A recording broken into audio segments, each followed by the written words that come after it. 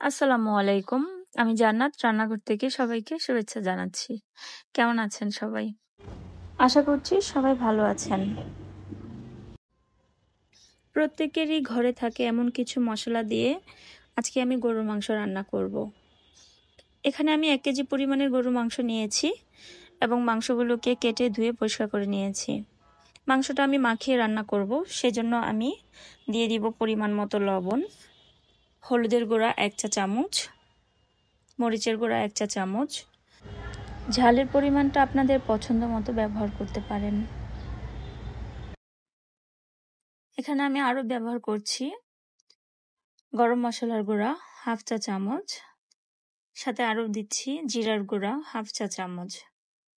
এখানে মশলার পরিমাণটা আমি কম নিচ্ছি, তো মশলা আমি পছন্দ করি না। তারপর ধনিয়ার গুঁড়া দিয়ে দিচ্ছি। ধনিয়ার গুঁড়াটাও আমি অল্প পরিমাণে নিয়েছি, 1/2 চা চামচের মতো।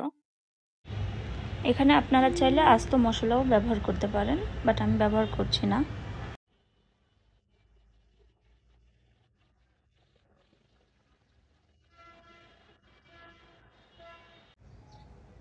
সব উপকরণগুলো ভালোভাবে মাংসের সাথে মেখে নিতে হবে। মশলার পরিমাণ যদি ঠিক থাকে তাহলে মাংস রান্নাও পারফেক্ট হয়। মাংসগুলো আমি 15 মিনিট ম্যারিনেট করে ভালোভাবে রেখে তারপরে আমি রান্না করব। মশলা মাখানোর উপরও কিন্তু মাংসের স্বাদ অনেকটাই নির্ভর করে, তাই চেষ্টা করবেন মাংস মশলার সাথে ভালোভাবে মাখিয়ে রেখে কিছুক্ষণ রেখে দেওয়ার।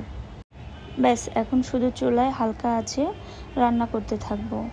আর আমি সামান্য পরিমাণে পানি দিয়ে দিয়েছিলাম যেন মাংসগুলো ভালোভাবে সিদ্ধ হয়। মাংসের পানি শুকিয়ে গিয়েছে, অলমোস্ট রান্না কমপ্লিট হয়ে গিয়েছে। এ পর্যায়ে আপনারা চেক করে নেবেন যেন গোশত সিদ্ধ হয়েছে কিনা। ভিডিওটি ভালো লাগলে অবশ্যই শেয়ার করে দিবেন এবং সাবস্ক্রাইব করতে ভুলবেন না। আল্লাহ হাফেজ।